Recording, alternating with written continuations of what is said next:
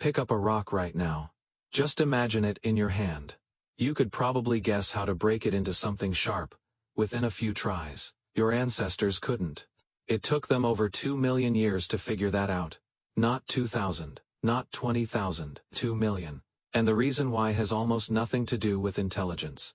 It has to do with something stranger, something buried in the way your brain and your hands grew up together. Here's the moment it started. Somewhere in East Africa, around 3.3 million years ago, near a place called Lomekwi in modern Kenya, something picked up two rocks and smashed them together, not to make art, not to make a weapon, just to get a sharp edge. Archaeologists call these the Lomekwi 3 tools, and they predate the genus Homo entirely. Whatever made them wasn't even human yet. It was something closer to an early hominin, maybe an Australopithecus, fumbling toward an idea it didn't fully understand. That's the reframe. You were taught that stone tools mean humans arrived. That's backwards. Stone tools came first. Humans came after, shaped by the tools themselves. Think about what that means. You didn't invent the hammer. The hammer, in a way, invented you. For the next million years, almost nothing changed. The tools archaeologists call Oldowan, named after Olduvai Gorge in Tanzania, stayed nearly identical for hundreds of thousands of years. Simple. A cobble struck at an angle to knock off a flake, a sharp edge, good enough to slice through hide, crack a bone, scrape a tendon, and then, generation after generation, nobody improved it. Why? You'd think someone would just try harder, sharpen it more, shape it better. But shaping stone isn't like whittling wood. You can't reshape a mistake. Each strike removes material forever. One wrong angle, and the whole rock shatters into useless chips.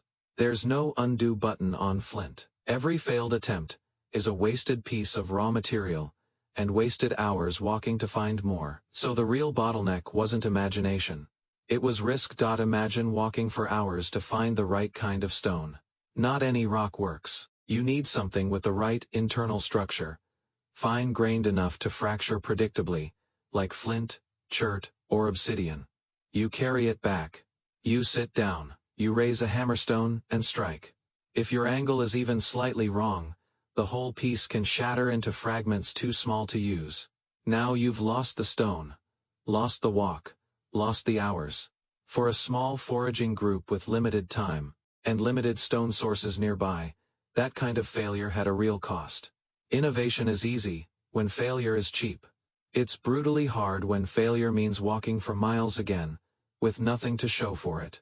Around 1.76 million years ago, something changed. A new technology appeared, called the Acheulean tradition, marked by the iconic teardrop-shaped hand axe, symmetrical, deliberate, struck from multiple angles in a planned sequence. This wasn't trial and error anymore. This was foresight. You had to picture the finished tool before you started, then execute a series of strikes in the right order to get there. That quote is a completely different kind of thinking. And it shows up in your brain right now, every single day, without you noticing. Dr. Dietrich Stout, an archaeologist at Emory University, spent years testing modern volunteers while they learned to knap stone tools, scanning their brains as they worked. What he found surprised a lot of people. The regions that lit up during toolmaking overlapped heavily with the regions involved in language, not coincidentally close, structurally connected. Sequencing a series of strikes to shape a hand axe uses some of the same neural architecture as sequencing words into a sentence.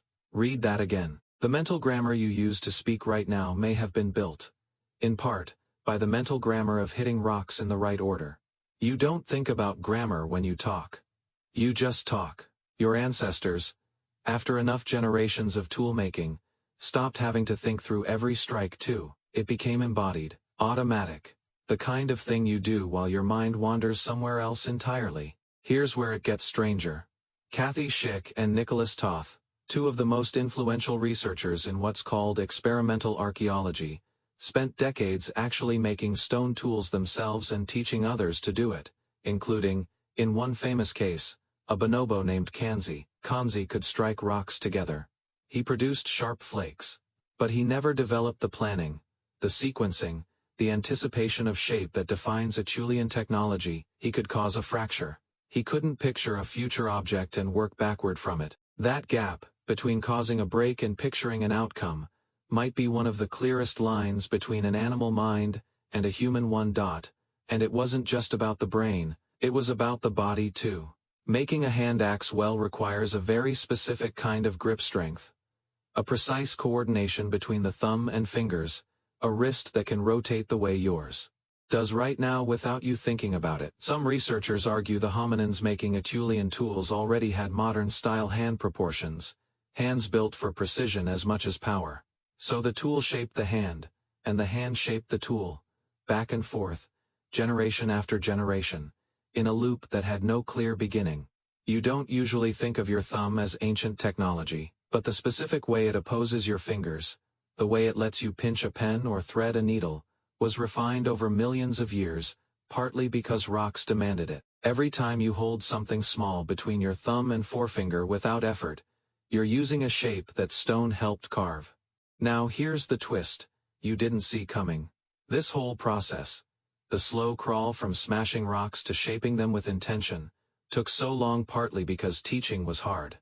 You couldn't just describe how to knap a hand axe. Language wasn't developed enough yet. Maybe didn't even exist in a usable form. Salishi Sama, who excavated some of the oldest known stone tools at Gona, Ethiopia, dating back roughly 2.6 million years, has pointed out that early toolmaking required hands, on demonstration, repeated over and over, watched and copied in real time, no manuals, no words for hold it at this angle. Just watching, failing, watching again. That means the earliest form of human teaching wasn't a lecture. It was standing next to someone, watching their hands, trying to feel what they felt. Sound familiar? It should. You still learn that way. Every time you watch a video of someone's hands doing something you don't understand yet, cooking, drawing, fixing an engine, and you pause it and try to copy the motion, you're running the oldest teaching method your species ever developed. You think you're learning a modern skill. You're actually running software that's 2 million years old. So why did it take so long? After that first spark at Lomekwi, before tools really started evolving fast. Because every improvement had to survive 3 brutal filters. It had to be discovered by accident or careful trial. It had to be remembered well enough to repeat, and it had to be taught accurately enough that the next person didn't lose the improvement entirely. Miss any one of those, and the innovation dies with the person who found it. For most of human history, that third filter was the hardest. Without language, without writing, every technique lived or died based on how well one person could watch another person's hands and copy them. Exactly. It's astonishing anything survived at all. And then slowly, it did survive. Acheulean hand axes spread across Africa, into the Middle East, into Europe and Asia, essentially unchanged in their core design for over 1 million years. That's not stagnation. That's success. So complete, it didn't need to change. It's the Flint version of a design so good, you're still using something built on the same principle. A sharp edge, a comfortable grip, a shape that puts force exactly where you need it. There's another piece of this that rarely gets told. Toolmaking wasn't a solitary activity. Excavation sites from this era often show piles of stone flakes and cores clustered together, evidence of what archaeologists call knapping stations, places where multiple individuals sat and worked side by side. That means the earliest classrooms in human history weren't classrooms at all. They were circles of people sitting on the ground, hammerstones in hand, close enough to watch each other's mistakes, and correct their own. Think about how much patience that required. Not just from the person learning, but from the person teaching. Watching someone fail, again and again, and choosing to sit there anyway. That patience is older than spoken language. It might be one of the oldest human behaviors there is. By the time more complex tools appeared, hafted blades, spear points, tools attached to handles, something else had shifted too. Planning had extended beyond a single object. You weren't just picturing the final shape of a rock anymore. You were picturing a rock attached to a stick, attached to your hand, moving through the air towards something running away from you. That's not one step of foresight, that's several steps, chained together. Each one dependent on imagining a future that doesn't exist yet, That chain of imagined steps is still running in your head today. Every time you break a task into steps before you start it, every time you picture how a plan will unfold before you take the first action, you're using the same mental muscle your ancestors built by staring at a rock and imagining the tool hiding inside it. You don't carry a hand axe anymore, but you carry the mind that made one. Think about the last time you learned a new skill, and felt clumsy at first. Your fingers fumbled, you had to think through each step consciously. Then, slowly, without you noticing the exact moment it happened, the movements became automatic. That transition, from conscious effort to unconscious skill, is the same transition that took your ancestors 1,000,000 years to make collectively compressed now into weeks inside a single lifetime. You inherited the capacity. You just get to run it faster. And maybe, that's the real inheritance. Not the tools themselves, long since turned to dust or buried in riverbeds. What survived is the wiring, the patience to fail quietly, and try again.